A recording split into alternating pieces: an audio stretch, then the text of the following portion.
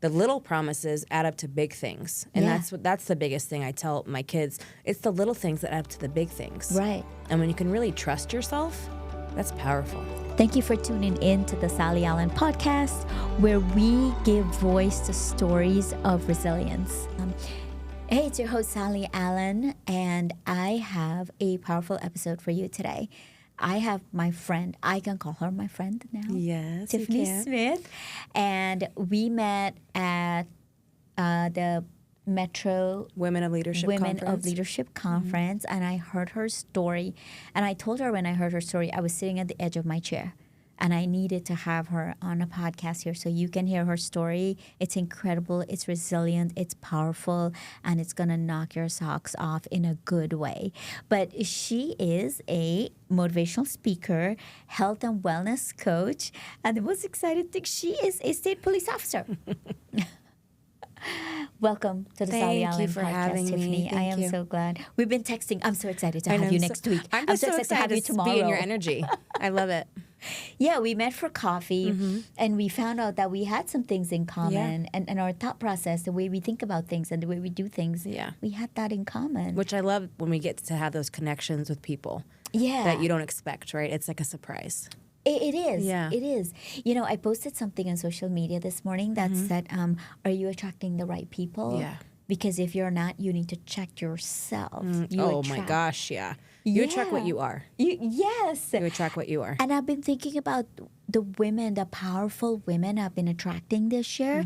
And it's a testament of, man, I've really leveled up the past 2 years. Isn't that exciting? It's so exciting. Yeah. And I thought about you as I was making that post. I'm like, because you were the last person I attracted in my life. And I'm like, you're so strong. You're so resilient. You're so powerful.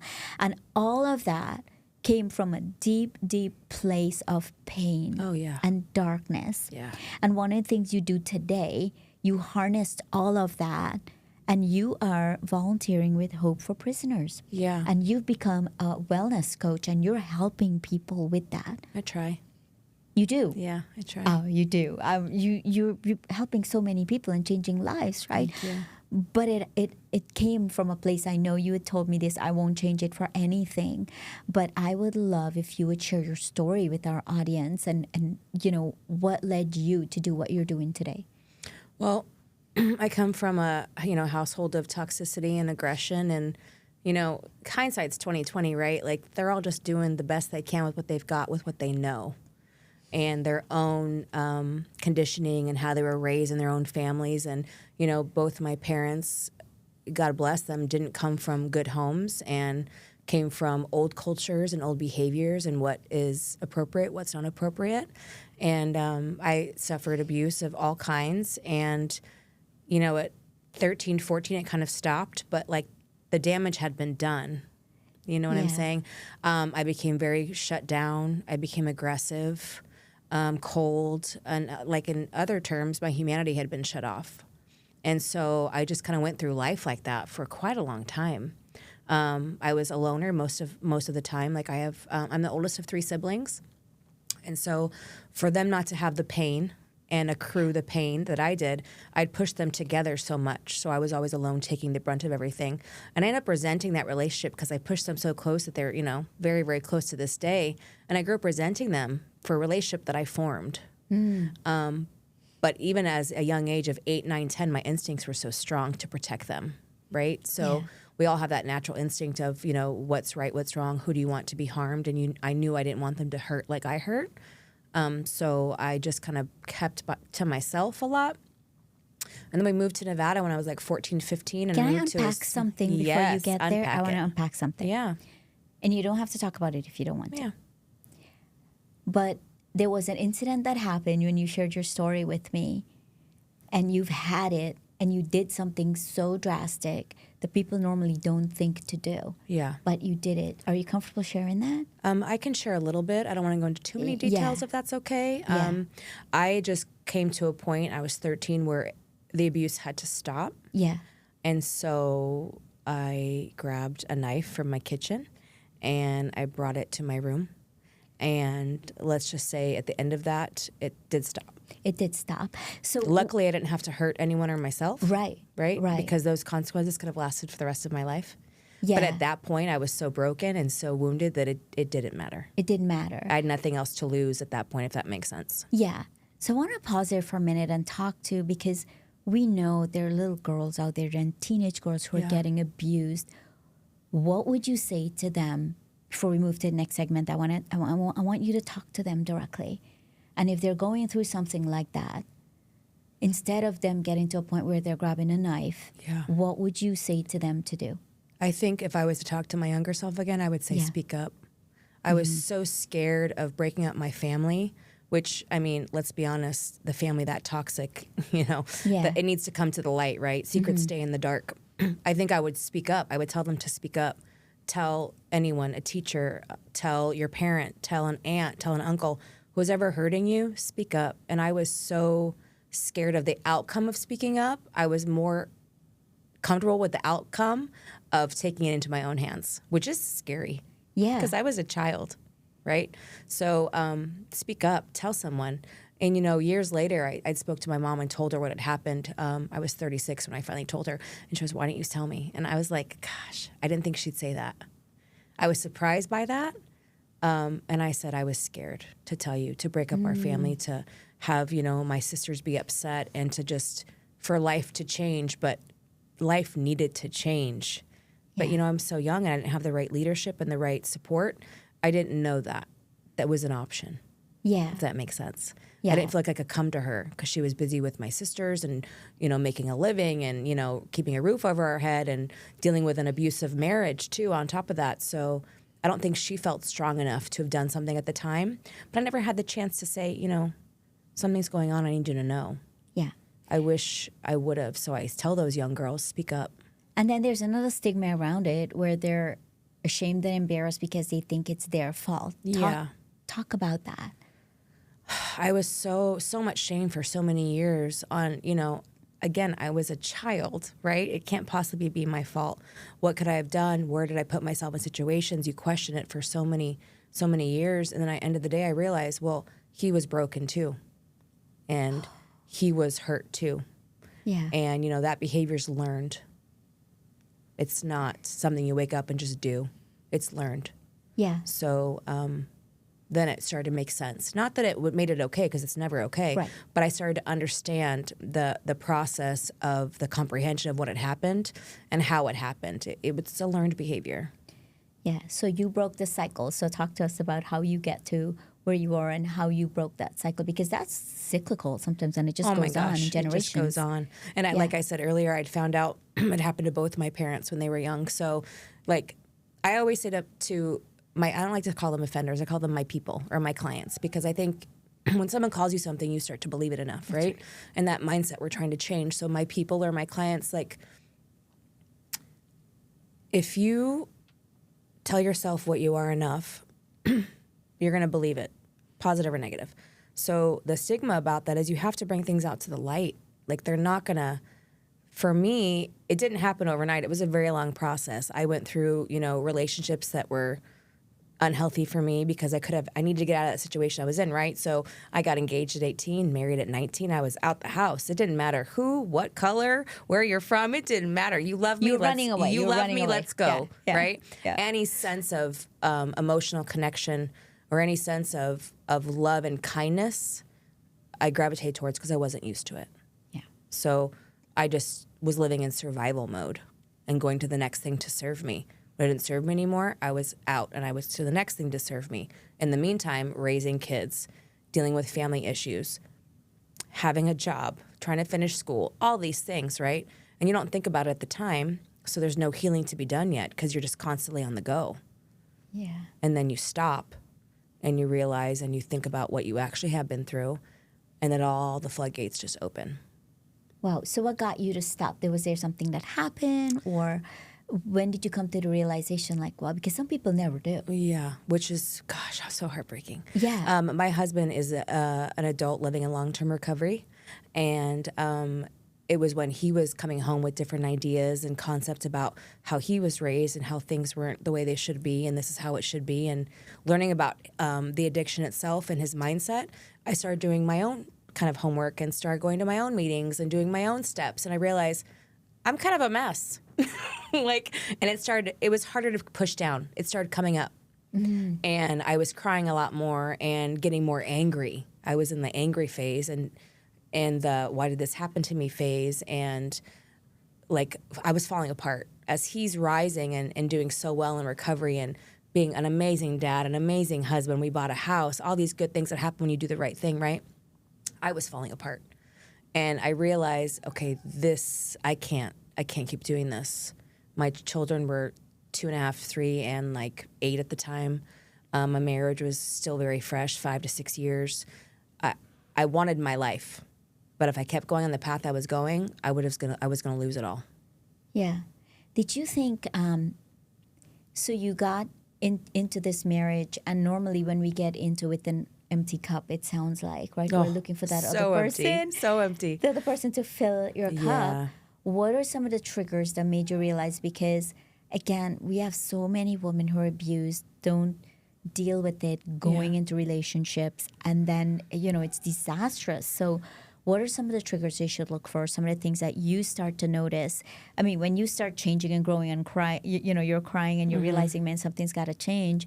But there were triggers there. There were red flags there. Oh, so many red flags. But you have to understand, my upbringing, my nervous system was used to the red flags. That was normality to me. Toxicity was normal. Yeah. Aggression was normal. Yelling and screaming and slamming doors was normal. So that's all normal in every relationship, in every friendship. That didn't seem like it wasn't a bad thing. So my body didn't recognize red flags as red flags. They were my green flags. Yeah. Normal. So when you start to do research and start to go to meetings and talk to other people and you start to clear your mindset, you realize, oh, those are really, really red flags. Those aren't green flags. And then you realize, okay, you start to realize you deserve better. Yeah. And we're the lucky ones. We say all the time, we made it. Not every couple does. And bringing our own traumas to a relationship and not dealing with either one of them and then get married and have kids and still not deal with it. And like, we made it. I always say, I'm so blessed to have made it. We just celebrated 21 years. So blessed because there's been so many, thank you. There's been so many things that could have knocked us down and almost took us out.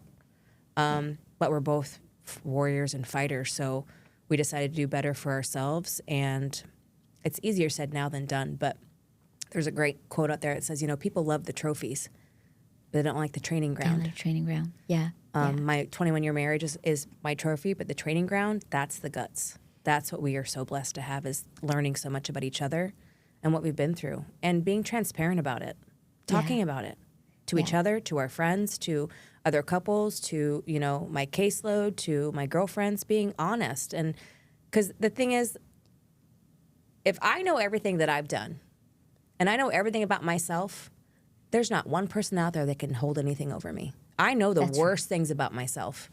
I have faced them. I've faced the awful truths. That's why I seem so confident. Oh, you're so confident. Right. It's because there's nothing you can say or do that I don't already know about myself. You put the work in. I put the work in, and I'm honest and I'm truthful about my story.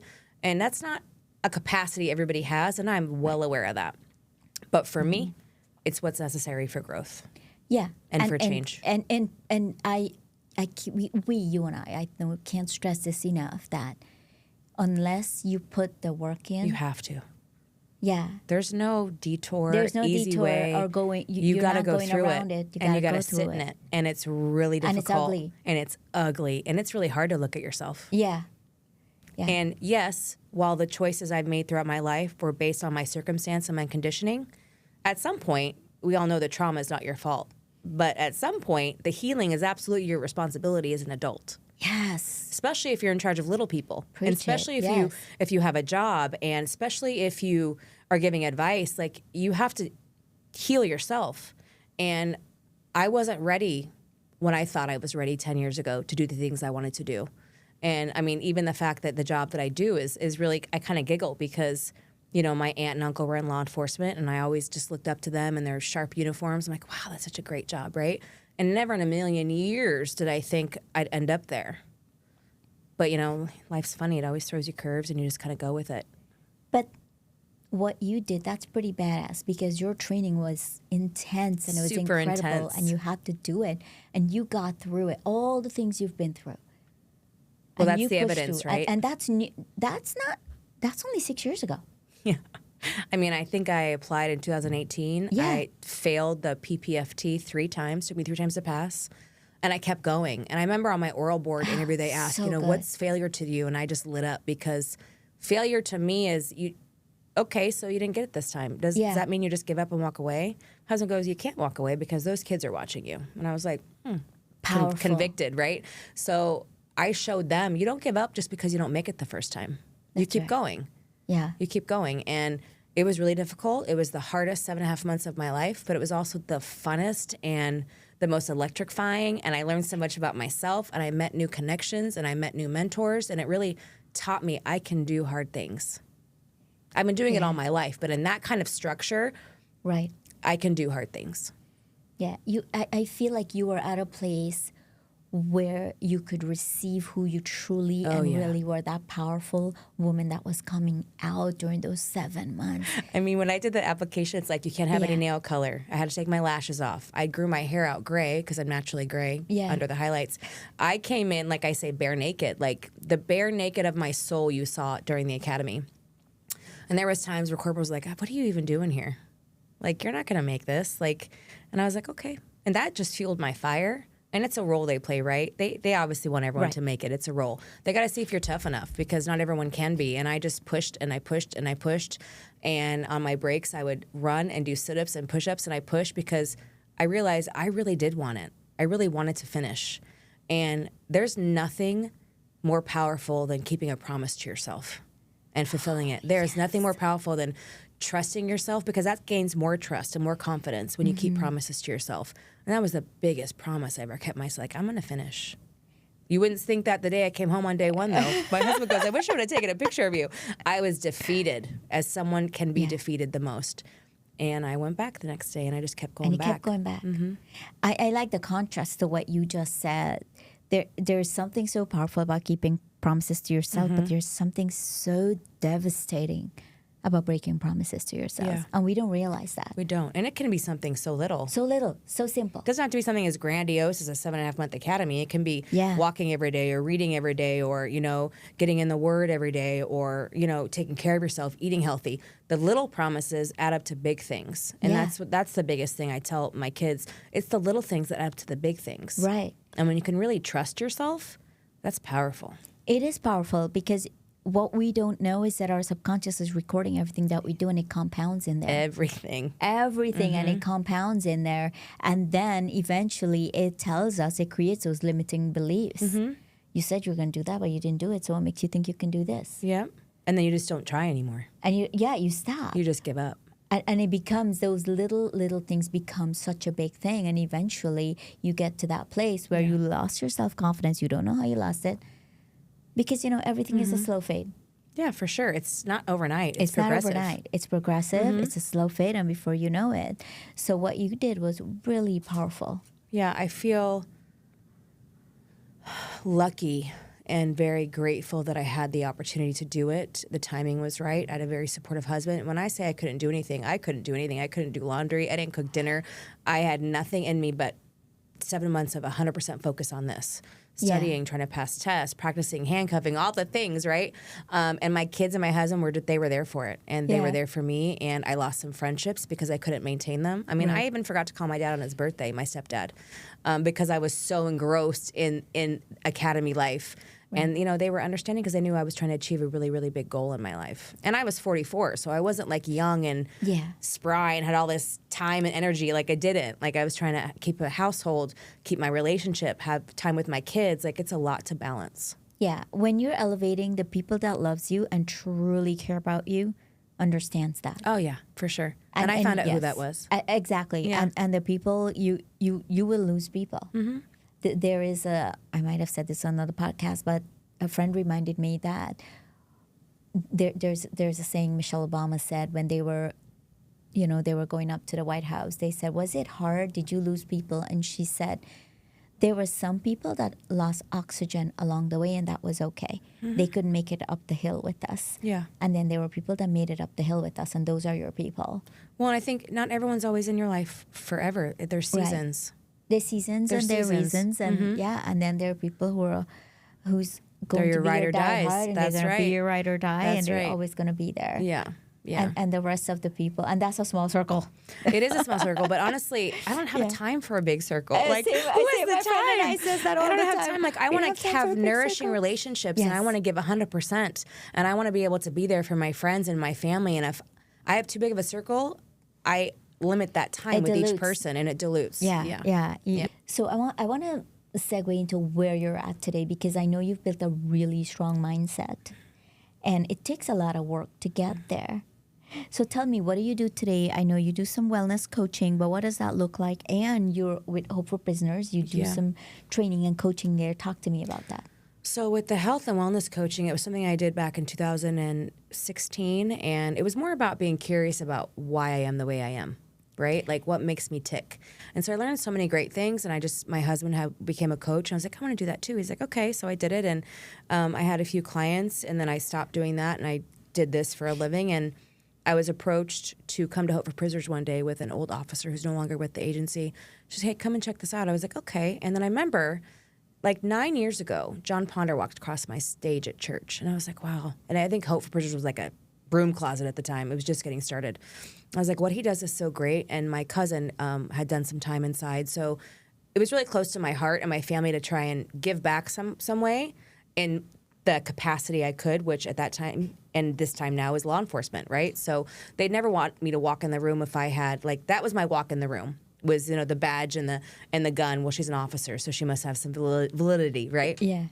So I went, and I was just mesmerized by, one, the energy, and two, by these stories. And when we left, I was like, I should have spoke. And I didn't. I felt God tugging my heart, like, you should get up and say something. Yeah. Your story's yours, and I gave it to you, and there's a reason. So what are you doing? And so the second time I came back and I spoke, and there was grown men with tears in their eyes. I mean, the impact that I had, I didn't realize saying my story out loud and in the raw details that I don't even share with most people for the first time out loud would have that impact on people. And then I realized, wow, the story's not that uncommon. And so I started going back, and I just came back, and I kept coming back.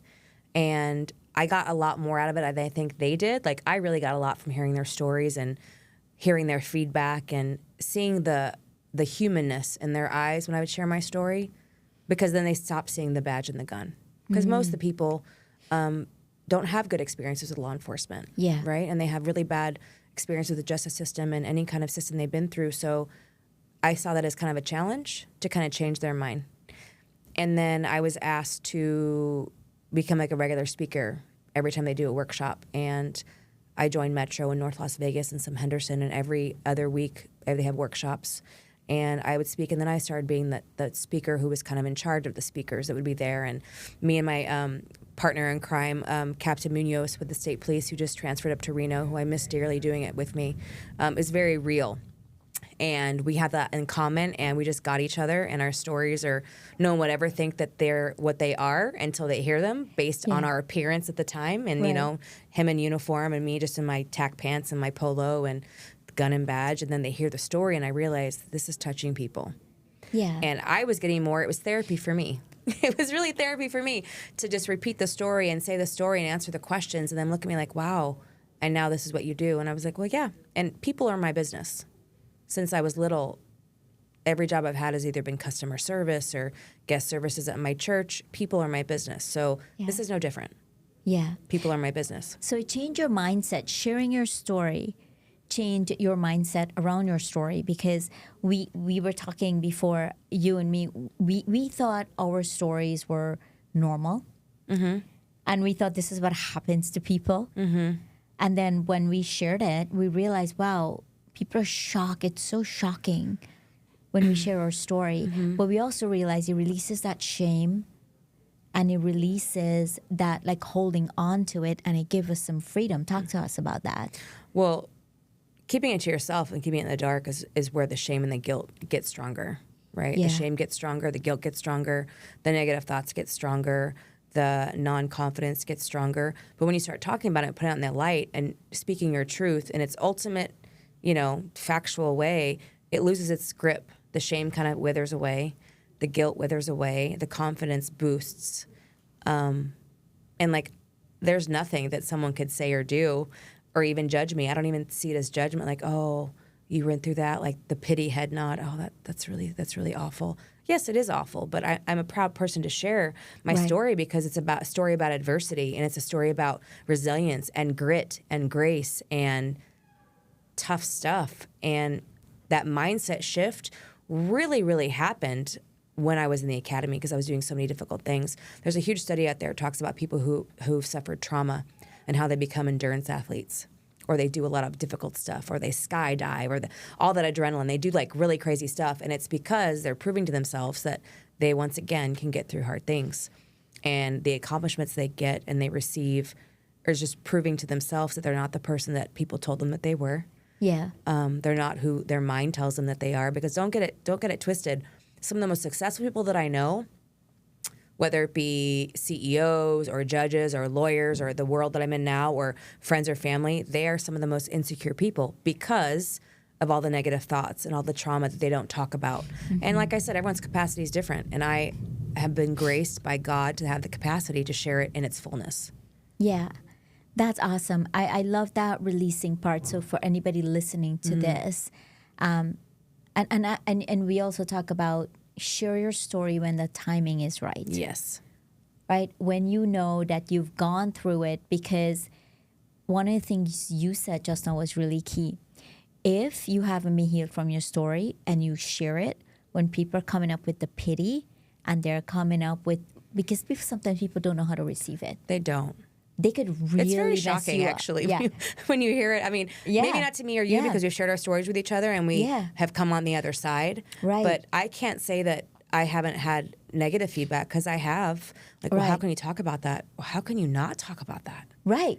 Right. And for a weaker person who hasn't dealt with that, if you hadn't dealt with it, it could really set you back. Yeah. I mean, I could have, at the point of when I really had my, like, quote unquote breakdown when my kids were little, I could have lost my family and my husband and my life and everything because I was not willing to face what had happened to me. Yeah. And I wasn't willing to do that. Yeah. I remember sharing my story one time too. It was at a leadership training, and somebody said, well, you shouldn't have shared that because I couldn't take it. Well, that's not my fault that you That's not my problem. That's not my problem. You've got things you got to work through. Yeah. Yeah. I can't control how you perceive me, and I can't control how you perceive my story. What I can control is how I tell it and how I share it. But I can't control how you perceive me. And if it makes you uncomfortable, I don't know what to tell you. Well, you got some work to do if that's making you uncomfortable. Yeah. I'm not taking that on. Right. That's not me to take on. Yeah. No. So it's important to be in the healing phase. And that's one of the reasons why if someone's in there going through their stuff and they're not in that healing phase, I don't invite them to share their story on my podcast. Yeah. Because I don't want to be responsible for that. Yeah. Right? I want them to be over that hump so that they can comfortably share it. And some humps are bigger than others. I think mine lasted a good 15, 20 years, which is fine because, like you said, timing is everything. Like, I wasn't ready to receive. I wasn't ready to surrender. I wasn't ready to give up that control, right? Yeah. Because you have to understand, too, my emotional language, I couldn't control anything going on at that time. So control, to me, is high currency. Yeah. Because I could control nothing growing up until I decided that I could take control of certain things. So it became even more of an over-obsessive thing because I had no control for such a long period of time. And then I realized, well, this isn't working either. So what's the balance of, I can't, my expectations for other people and how I expect others to be like me? That's another thing that I'm like, you're crazy. Like, that's not realistic, right? Because everyone's in a different spot in their life and a different journey in their life. And healing is definitely not linear. It is all over the place. It looks like an EKG on steroids, my gosh. right? So, yes. But what you said to me just triggered something in me because I didn't have control of anything growing up also. Yeah. But I had like 5 pieces of clothing. And I remember I would fold them so neatly and crease them so neatly, and I had a little space, and I would clean it all the time because it was the only thing I had control over. Right. And that's what creates control freaks. Like, it comes from a deep place of dysfunction. It's a root. It's down in there. It's down in there, that root of dysfunction. But I love when we realize, like, I used to be OCD because of it. Mm-hmm. Yeah, but but I love that we have released that grip. While it's not completely gone and it's still there, we've recognized it and we've seen like, that's not working either. Like you No, said. it's not. And when you realize that that's not working, It doesn't serve okay, you. what do I need to do? What do I need to look at here? Yeah. What is my role? I am the common denominator in most situations, right? Yeah. Good, bad. So what is my role? What am I bringing to the table? One of my biggest things is I would always rearrange my room when I was young. My mom would allow me to do that. Yeah. And it was probably different every week. And I'm, again, a grown woman who loves to rearrange her house. And that is a control thing. And I look at it now and I laugh, but like I still do it. And my husband's like, oh, it's different. That's great. But son goes, I don't like the chair there. Like, and it's just me, because that's, if I feel like I'm losing control of something or I have no lack of control, I will find something I can control. Well, I can rearrange my home. That's funny. I can control you and that. I used to do that same thing. That is so But now I'm funny. aware of it. And awareness is key. Right. Awareness is key. And so many people walk around without the self-awareness. Oh my gosh. So And the much. social awareness, and it's just, comes back to the emotional intelligence of understanding that who you are and why you're doing what you do is key to changing. Like, I know all my character defects. You don't got to tell me. I can list them myself, right? Me too, yeah. But I've also done that really scary work of sitting there and writing them down and looking at them. And when I wrote my story, I wrote my book from beginning to probably graduation of academy, it was a rough 3 months because I'd never put it on paper before. And to look at it, you're just like, wow. And it's almost, I told a girlfriend the other day, you want to see the things you can accomplish and things have someone read you your bio. All the good things that you've accomplished. That is like the best, like, extra charge in your battery, because you're like, oh, I have done that. Oh, I have done that. Oh, yeah, I can do that. It's the same thing as being the negative character defects. List the positive things you've done, what you've accomplished. Your family, your job, your role in the community. There's nothing more important to me than service. Whether it's my family, my job, my community, and it's my way of giving back what I think, God has given me. This is so speaking to me because I don't think I have half of the thing that I do on my bio. Stop it. I'll read it to you one day. It'll take like 20 minutes. I don't. I haven't put it on my, because you're saying how you serve the community and the things I do, and I'm like, wait, I have so many things that could go in my bio, and people don't know what I do because I don't talk about it. But you're absolutely right. It's a great little like confidence builder. When I was sitting at the conference, and I walked in that room, I was like, wow, this is a lot bigger than the last time I was here. And she goes, you're gonna be fine. Like my friend Stephanie, you're gonna be fine. You're gonna do great. And I hear her speaking my bio. I was like, wow, like to hear it out loud. You're like, oh yeah, I do that, and oh yeah, I do that, and oh yeah, like yeah. I'm capable of some great things. And we don't stop to think about the things that we're capable of and the things that we do because we're doing things in the day-to-day, right? The monotonous of the day-to-day life. And then you hear the certain things and it's a crowd of people and then you're like, wow, yeah, I've done some great things. Like, be proud of that. Be proud of how far you've gotten, because sometimes we forget what we've actually done and accomplished and gotten through. Yeah. So, Stephanie, you and I talk about we put in the deep work. And we did a lot of work on ourselves, but we also recognize that the past and the ugly, it rears its head sometimes. Oh, all the time. So what do you do? Tell us, what do you do to stay on track and to keep that away? Well, honestly, I have to remember who God sees me as, not who I see myself as. Oh, yes, that's good. So, it's a very simple line, you're made in God's image. So when I look in the mirror, which I do this sometimes, and I just literally tell myself, I love you. Looking at myself, because for so long I didn't feel that way. But then I realize what I see isn't what he sees. What other people see isn't what he sees. I have to respect him and to know that I'm made the way I'm supposed to be and I'm exactly where I'm supposed to be in life, and all my imperfections are actually perfections to him. So I want to respect my relationship with him and respect that he's made me in his image, and everything I've been through in my life and my story, there's a purpose. Yeah. There's a purpose for it. And if I have my bad days, which I do, I'm human, and I get down on myself and I know that I shouldn't be eating bad and I haven't taken my walks and I can get really hard on myself. And he goes, stop it. Just stop it. Enough. Because we're trying to do it all, and we're trying to be this way. And I think social media and the culture in itself has made us have these expectations that are not realistic. They're just not realistic to our humanness. So I try and take it a lot more easier on myself. But there's days where I have to look in the mirror and go, no, you're exactly where you're supposed to be. You look the way you look. You Your hair's supposed to be that color. You're supposed to be in this house. You're supposed to be in this job. This is where he's placed you. Yeah. It took me maybe the last 10 years, I got to that place where it really, the realization that God created you the way you are. And he could have created you any other way, with the one eye, with one arm, without arms and legs. Yeah. And With no sight. with no sight. With no hearing.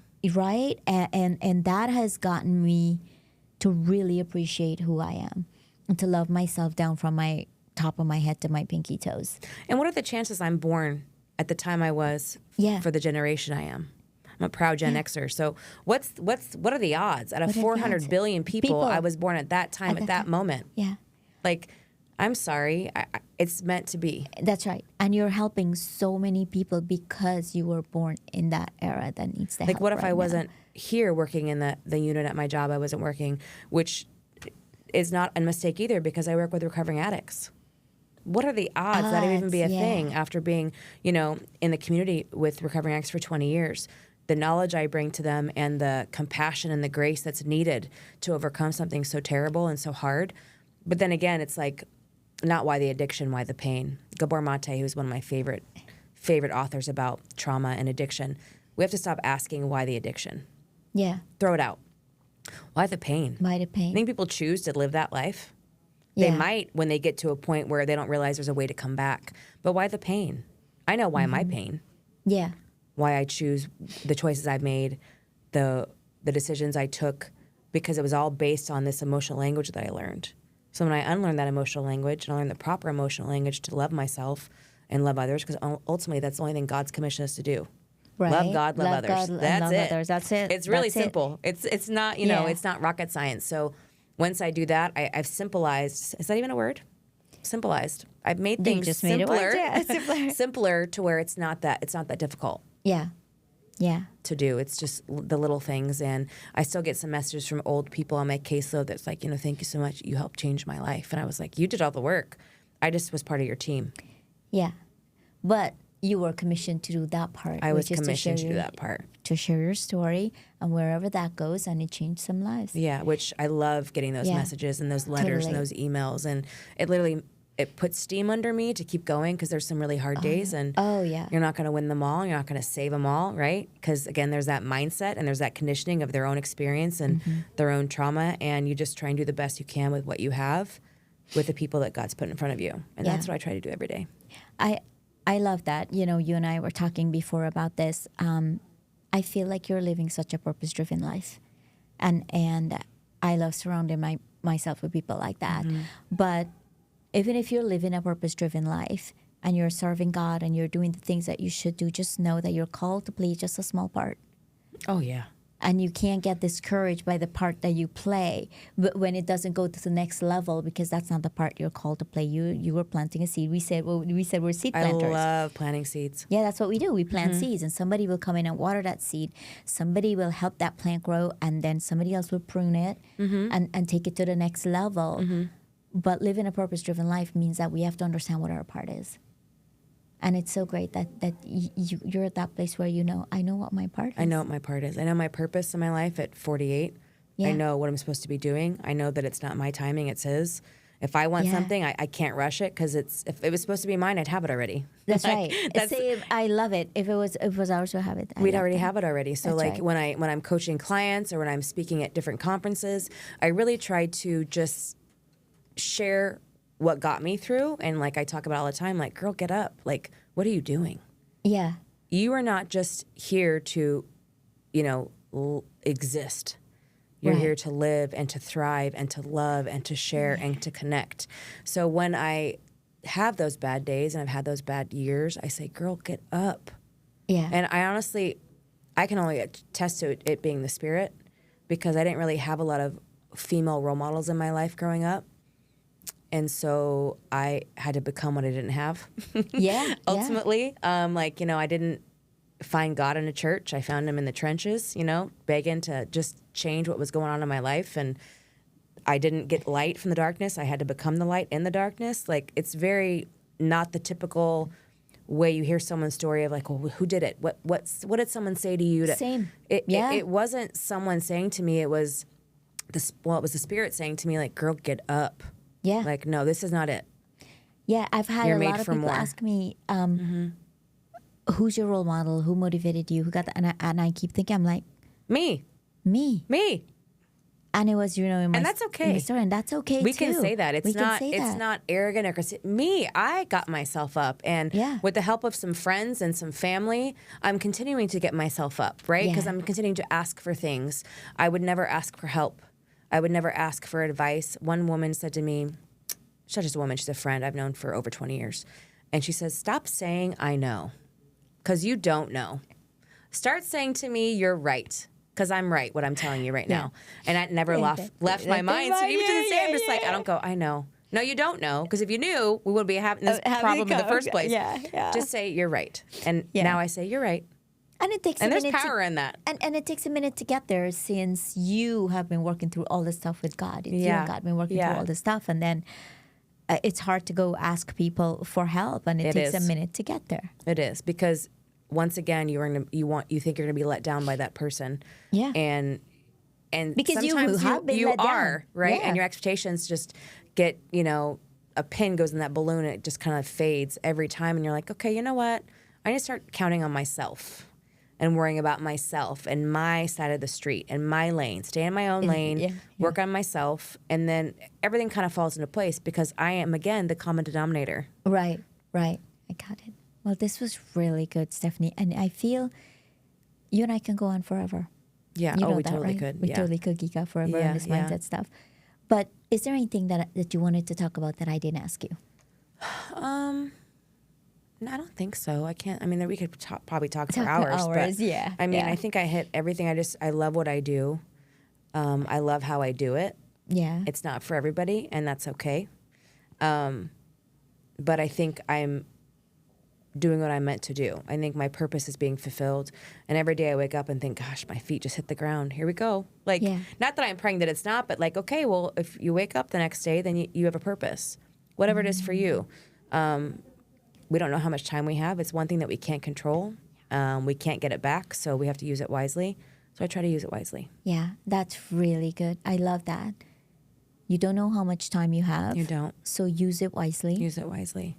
Yeah. And, just know that you have a purpose. Maybe you don't know what your purpose is yet, but we all do. So eventually, even if you don't, you'll find yours. And with that, friend, it's a wrap. Thank you. That was good. Yeah.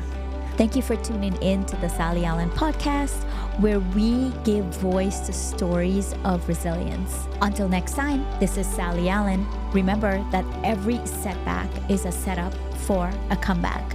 And remember, if you like this podcast, the only way we can get it out is if you like, subscribe, and share.